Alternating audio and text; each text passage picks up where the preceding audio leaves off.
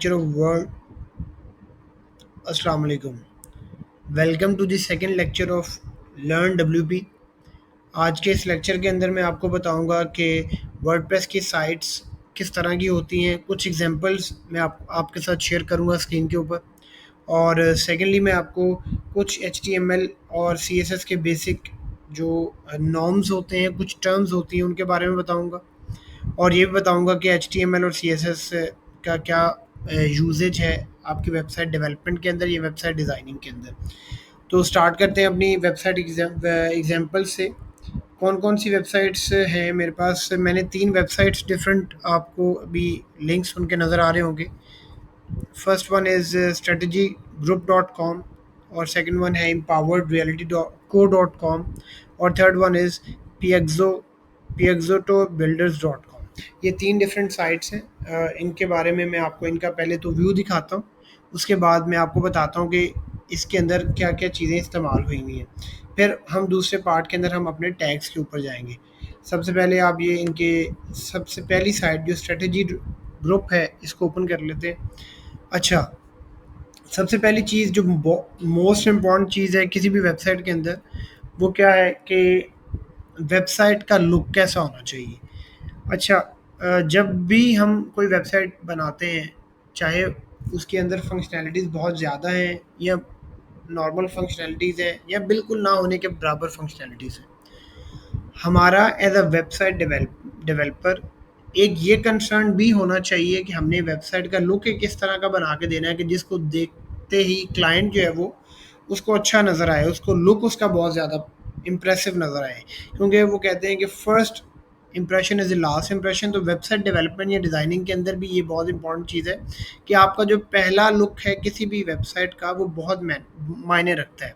तो इसलिए जब भी आपने वेबसाइट का पहला लुक बनाना है, तो पहले लुक की जब हम बात करते हैं तो इसका मतलब है हम बात करें अपने इस बैनर की, जिसके ऊपर हमारे पास 3 चीज़ें आ रही हैं। जैसे एक हेडिंग आ रही है आपके पास, कुछ टेक्स्ट आपके पास आ रहा है, पैराग्राफ आ रहा है, फिर आपके पास एक बटन आ रहा है। तो हमने अपना बैनर इस तरीके से डिज़ाइन करना है कि हमारे बैनर से जो व्यू आ रहा है वो बहुत अच्छा लगे क्लाइंट को, और क्लाइंट को फर्स्ट लुक ही इतना अच्छा लगे कि उसको मतलब स्मूथ साइड नज़र आए ना। मतलब आप क्लाइंट को ऐसी साइड बना के दें कि क्लाइंट जैसे जैसे स्क्रॉल करता जाए वैसे वैसे क्लाइंट जो है उसको उसके अंदर वेबसाइट के अंदर उसको स्मूथनेस नज़र आए, थोड़ी क्लैरिटी नज़र आए। ठीक है जी। अब मैं जो अभी आपको वेबसाइट का ओवरव्यू दे रहा हूँ, ये बेसिकली इसलिए दे रहा हूँ कि मैं आपको बताऊँ कि वेबसाइट्स के अंदर कौन कौन सी चीज़ें होती हैं, क्या क्या चीज़ें हम यूज़ करते हैं जो टैग से रिलेटेड होती हैं या सीएसएस प्रॉपर्टीज से रिलेटेड होती हैं। तो सबसे पहले कोई भी वेबसाइट होती है तो उसका एक कोई ना कोई लोगो होता है। तो लोगो का जो भी कलर होगा और जो भी लोगो के अंदर अगर नाम लिखा हुआ है, जैसे स्ट्रेटजी ग्रुप 1 आइडिया लिखा हुआ है, तो इसका इस ये लोगो बेसिकली इसका एक कलर है जिसको आप देख रहे हैं अपनी स्क्रीन के ऊपर कि ब्लू कलर है। और ब्लू कलर के साथ एक जो रिटर्न लिखा हुआ है वो है स्ट्रेटजी ग्रुप। वो स्ट्रेटजी ग्रुप क्या है, वो इसकी उसका फॉन्ट बता रहा है कि ये इस तरीके का फॉन्ट हो सकता है। मतलब इसके अंदर इसने दोनों चीज़ें बता दी, अपना इसने लोगो भी बता दिया और साथ में ये भी बता दिया कि मैंने अपने वेबसाइट के ऊपर किस तरीके का फॉन्ट इस्तेमाल करवाना है। ये इतना इम्पोर्टेंट नहीं है कि आप फ़ॉन्ट भी सिमिलर यूज़ करो, लेकिन अच्छा इम्प्रेशन पड़ता है कि आप फ़ॉन्ट अगर सिमिलर इस्तेमाल कर लेते हो। अगर आपने फ़ॉन्ट इस्तेमाल नहीं करना तो आप नहीं कर सकते, लेकिन ये है कि अब वो आपकी चॉइस के ऊपर डिपेंड करता है। लेकिन आपको लोगों का कलर पूरी वेबसाइट के ऊपर दिखाना पड़ता है। अगर ये ब्लू कलर है, ये वाला ब्लू कलर आपको नज़र आ रहा है, तो इसका मतलब ये आप पूरी वेबसाइट के ऊपर देखोगे, जैसे ये टॉप है बार, इसका भी ब्लू कलर आ रहा है। इसके अलावा जितने भी आइकन्स नज़र आपको नज़र आ रहे हैं अपनी उस वेबसाइट के ऊपर, इस वेबसाइट के ऊपर ये भी सारे के सारे ब्लूइश के अंदर हैं। कुछ बैकग्राउंड्स हैं वो भी ब्लू कलर्स के अंदर आ रहे हैं। और फिर आप देख सकते हैं कि इसका फुटर का जो बॉटम है वो भी ब्लू में आ रहा है। कुछ आइकन के जो कलर्स हैं वो भी ब्लू के अंदर, बैकग्राउंड उनका ब्लू के अंदर आ रहा है। तो ये जो ब्लू कलर है बेसिकली होता यही है कि आपने अपने लोगो का कलर जो है वो पूरी वेबसाइट के ऊपर दिखाना होता है। अगर लोगो एक कलर का है तो ऑब्वियसली आप एक कलर यूज़ कर रहे हो, इसके अंदर थोड़ा वाइटिश पार्ट भी है तो वाइटिश पार्ट भी वेबसाइट के अंदर आ रहा है। लेकिन अगर लोगो मल्टीपल कलर्स का है तो इसका मतलब आप मल्टीपल कलर्स ही वेबसाइट के अंदर इस्तेमाल करेंगे। अच्छा, ये एक एग्जांपल थी। अब इसके अंदर जो चीज़ें बतानी है वो क्या क्या हैं। अब सबसे पहला लुक देखें जी, पहला आपके पास आ जाता है जिसके अंदर लोगो आता है और आपके ये मेन्यू आइकन्स आ जाते हैं। इस पार्ट को हम कहते हैं this is the first part, और इसको हम कहते हैं ये हेडर है आपकी वेबसाइट का। उस हेडर के बाद आपके पास दूसरी चीज़ आती है आपकी वेबसाइट का बैनर, जो कि ये नज़र आ रहा है आपको अपनी स्क्रीन के ऊपर, जिसके अंदर आपको एक बड़ी सी हेडिंग नज़र आ रही है। उसके बाद एक उसके उससे कंपैरेटिवली कम साइज़ की हेडिंग आ रही है, फिर एक टेक्स्ट आ रहा है, फिर एक बटन आ रहा है। नेक्स्ट इसी तरीके से आप अगर उससे नीचे वाला सेक्शन देखेंगे तो ये भी बहुत इंपॉर्टेंट सेक्शन है। इसके अंदर आप वेबसाइट का अबाउट सेक्शन या अबाउट डिटेल्स बताते हो कि भाई वेबसाइट का पर्पस क्या है, ये वेबसाइट किस लिए इस्तेमाल हो रही है। अगर आप किसी एक बंदे के एक पर्सन से रिलेटेड वेबसाइट बना रहे हो तो फिर आप उस पर्सन के बारे में बताओगे कि वो पर्सन क्या करता है, उसके क्या क्या मतलब वो क्या एजुकेशन है उसकी, जो उसका सारी बैकग्राउंड हिस्ट्री आप उसके बारे में बता देते हैं इसके अंदर। तो जेई वाला सेक्शन ये भी इंपॉर्टेंट सेक्शन है। उसके बाद थर्ड सेक्शन आपका आता है कि जिसके अंदर आप अपनी सर्विसेज बताते हो, आपका जो बिजनेस है वो क्या सर्विसेज प्रोवाइड करता है। ठीक है, आप ये स्टेप्स देख रहे हैं कि फर्स्ट सेक्शन के अंदर आपने जर्नल ओवरव्यू दे दिया, जिसके अंदर आपने टैग लाइन्स इस्तेमाल किए, जिसके अंदर आपने टाइटल्स इस्तेमाल किए। उसके बाद आप बताते हो कि भाई आपकी वेबसाइट किससे रिलेटेड है, आपका बिजनेस किससे रिलेटेड है, वो आपने बता दिया। और अगर आप एक सिंगल पोर्टफोलियो बना रहे हो, किसी एक सिंगल पर्सन के लिए वेबसाइट बना रहे हो, तो उसका अबाउट की डिटेल्स आपने इसके अंदर ऐड कर दी। थर्ड पार्ट, फिर अगर किसी कंपनी की बात हो रही है तो फिर वो सर्विसेज की बात करता है कि व्हाट वी ऑफर, आप क्या क्या सर्विसेज ऑफर करते हैं। तो वो बताता है कि भाई मैं क्या क्या सर्विसेज ऑफर करता हूँ, भाई मैं बिजनेस स्टार्टअप कोचिंग करता हूँ, मैं वेब एंड डिजिटल ब्रांडिंग करता हूँ, सेमिनार और वर्कशॉप्स अटेंड करवाता हूँ। ये सारे के सारे उसके सर्विसेज हैं।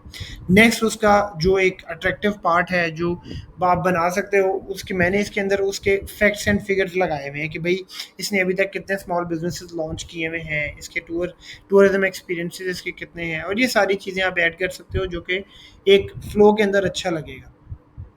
नेक्स्ट पार्ट आपके पास है जी उसके फीचर्ड प्रोजेक्ट्स और वेंचर्स, कि भाई उस कंपनी ने क्या क्या प्रोजेक्ट्स लॉन्च किए हैं, क्या क्या वेंचर्स किए हैं जो वो दिखाना चाह रही है।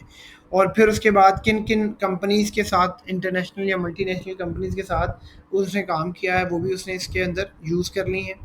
देन उसके बाद आपके पास एक फॉर्म आता है जिसके ज़रिए उसको लीड्स जाती हैं। ये एक इम्पॉर्टेंट पार्ट है किसी भी वेबसाइट का कि आपने हर वेबसाइट के अंदर मेजॉरिटी लोग जो हैं वो फॉर्म्स ऐड करवाते हैं, तो आपने भी फॉर्म्स ऐड लाजमी करवाने हैं, जिसके अंदर आप उससे उसका यूज़र का ईमेल, जो जो विजिटर होता है उसका ईमेल, उसका नाम, उसका ईमेल, उसका फ़ोन नंबर, उसका एरिया ऑफ इंटरेस्ट पूछते हो। फिर अगर वो कोई मैसेज कहना चाहता है, कोई एक्स्ट्रा चीज़ ऐड करना चाहता है, तो वो इस मैसेज बॉक्स के अंदर आ जाती है। देन लास्ट पार्ट के अंदर इसका फुटर आता है जिसके अंदर आपने एक छोटा सा जिसको आप कह लें ब्रीफ इंट्रोडक्शन देना है उस कंपनी के बारे में। आप टैगलाइंस यूज़ कर सकते हो वो जैसे उसने यहाँ पे यूज़ की हुई हैं लोगों के नीचे। फिर आप क्विक लिंक्स यूज़ करते हो जिसके अंदर उसके मल्टीपल सेक्शंस आ जाते हैं। ठीक है, फिर उसके बाद आप कॉन्टैक्ट इन्फॉर्मेशन यूज़ करते हो जिसके अंदर उसका फ़ोन नंबर, ईमेल, व्हाट्सएप, जो कुछ भी आप उसकी एक्स्ट्रा चीज़ें ऐड करवाना चाहते हो वो सारे का सारा पार्ट उसके अंदर शामिल हो जाता है। तो ये था हमारे पास एक वेबसाइट का एक जर्नल ओवरव्यू की वेबसाइट की का जर्नल ओवरव्यू या वेबसाइट का फर्स्ट लुक या लुक किस तरह का होना चाहिए। अच्छा, दूसरी चीज़, दूसरी वेबसाइट के ऊपर आ जाएँ जी।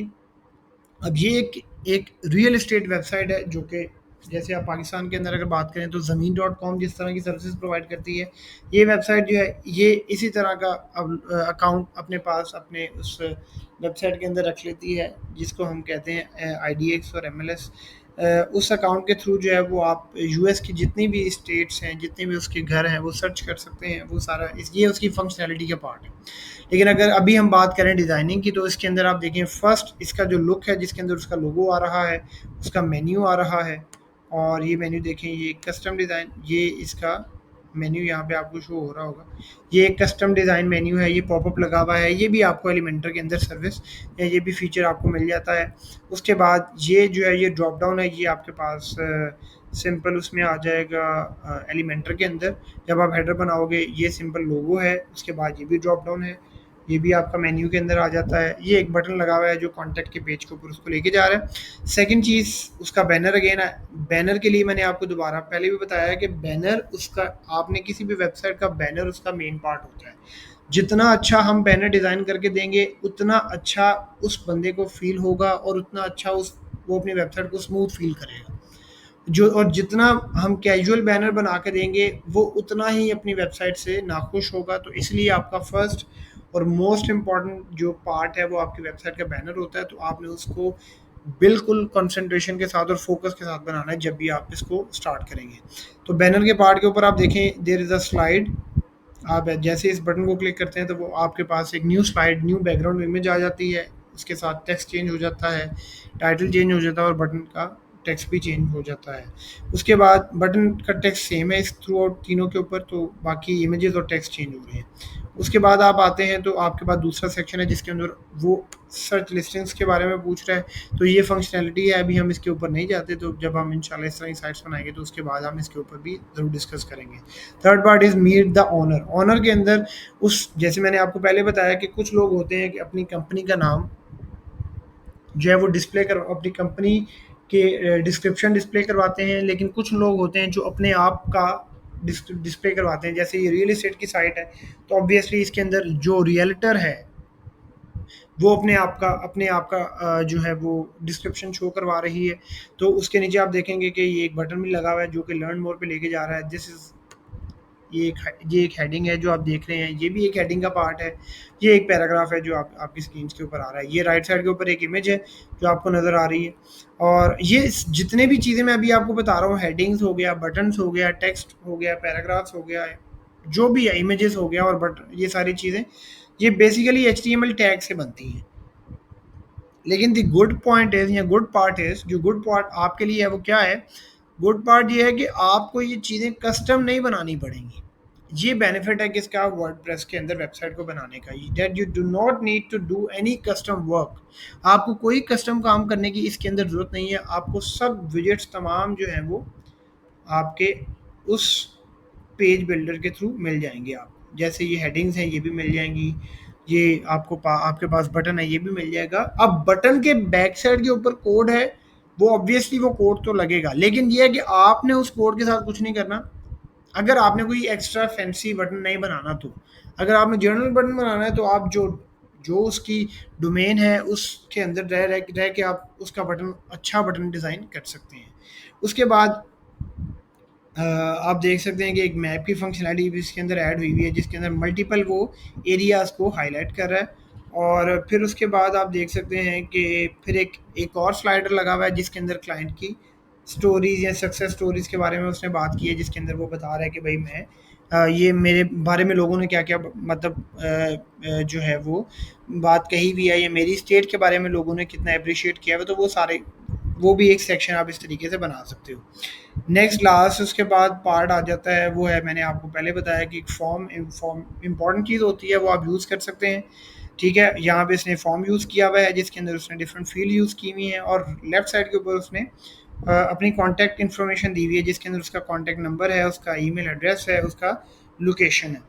तो लास्ट के ऊपर जो है बट नॉट द लीस्ट, और ये भी एक बहुत इंपॉर्टेंट जो है वो हमारे पास सेक्शन होता है जिसको हम फुटर कहते हैं।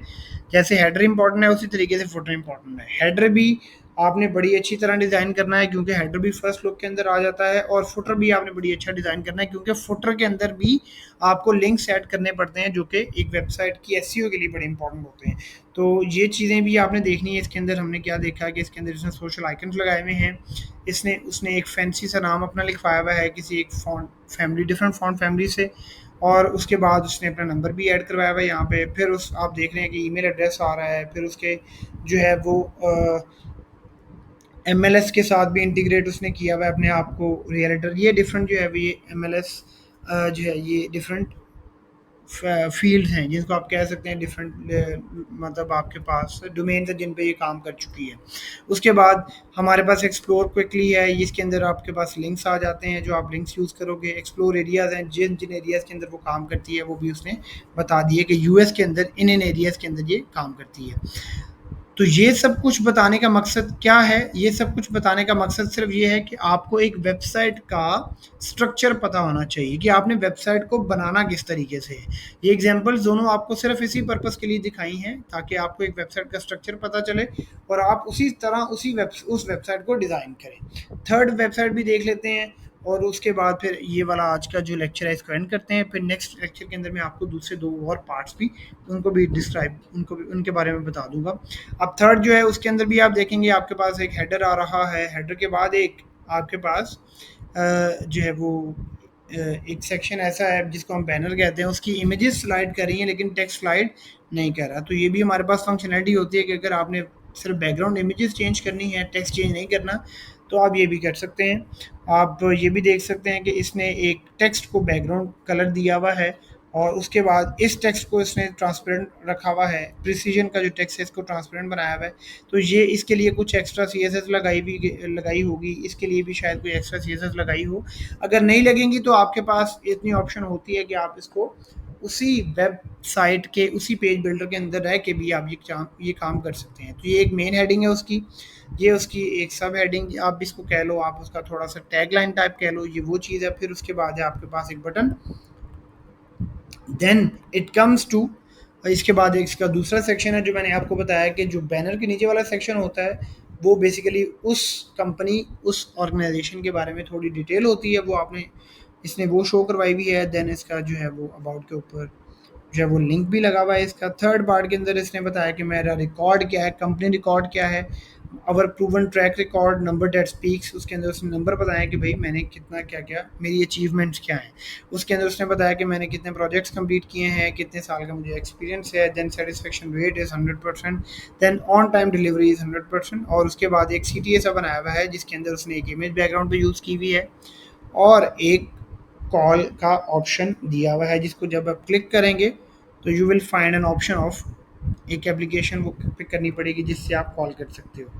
देन उसने बताया कि हमारी स्पेशलाइजेशन किसके अंदर है, तो उसके अंदर किस किस चीज़ के अंदर स्पेशलाइजेशन ये करता है। ये बेसिकली एक कंस्ट्रक्शन वेबसाइट है जिसके अंदर जब घर की कंस्ट्रक्शन की जाती है तो उसके अंदर क्या क्या चीज़ें आप ऐड करवाते हो, जैसे न्यू कंस्ट्रक्शन आपने करवानी है, किचन रीमॉडलिंग करवानी है, बाथरूम रीमॉडलिंग करवानी है, और इस तरह की कुछ और भी इसकी जो हैं वो सर्विसेज होंगी जो ये प्रोवाइड करता है। उसके बाद फिर टेस्टिमोनियल्स हैं, मैंने वो ये बात आपको पहले बताई कि इसके अंदर लोग रिव्यू देते हैं कि भई आपकी वेब आप काम किस तरीके का करते हो। वो सारे का सारा रिव्यू भी आप अपनी वेबसाइट के ऊपर डिस्प्ले करवा सकते हो ताकि आपको ज़्यादा क्लाइंटेज आए। उसके बाद अगेन इसके बाद आपके पास एक फॉर्म आ रहा है और लेफ्ट साइड के ऊपर वो एरियाज़ के बारे में बता रहा है जिन एरियाज़ के ऊपर उसने काम किया हुआ है, जैसे वेस्टवुड MA, नॉर्थ बोरो MA और ब्रुकलिन MA। ये सारे के सारे वेस्ट साइट्स, इन सारी की सारी एरियाज़ के ऊपर इसने काम किया हुआ। और लास्ट के ऊपर हमारे पास आ रहा है जिसका फुटर, जिसके ऊपर इसका लोगो आ रहा है, कुछ छोटी सी डिस्क्रिप्शन आ रही है, क्विक लिंक्स आ रहे हैं। उसके बाद हमारे पास आ रहा है सॉरी एक सेकंड, उसके बाद हमारे पास आ रहा है, इसके बाद इसके कुछ क्विक लिंक्स आ रहे हैं जिसके अंदर उसकी सर्विसेज भी ऐड हो रही हैं।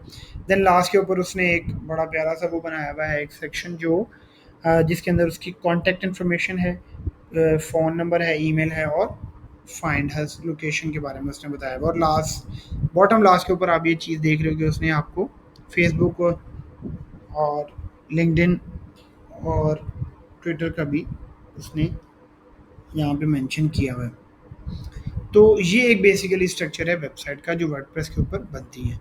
मैं उम्मीद करता हूँ कि आपको इस लेक्चर से थोड़ा बहुत आना होगा कि हमने किस तरह के सेक्शंस बनाने हैं और जब भी वर्डप्रेस की साइट शुरू करनी है तब, और हमारे सेक्शंस के लिए कौन कौन सी चीज़ें बहुत ज़रूरी हैं जो हमें जिनके ऊपर फोकस करना है। तो नेक्स्ट वाली वीडियो के अंदर मैं आपको बताऊंगा कुछ टैग्स जो आज मैंने बताने थे लेकिन शॉर्टेज की वजह से, टाइम की वजह से मैं नहीं बता सकता। बाकी नेक्स्ट पार्ट के अंदर मैं आपको HTML टैग्स के बारे में बताऊंगा और उसके कुछ एग्जांपल्स भी मैं आपको बताऊंगा कि भाई कौन किस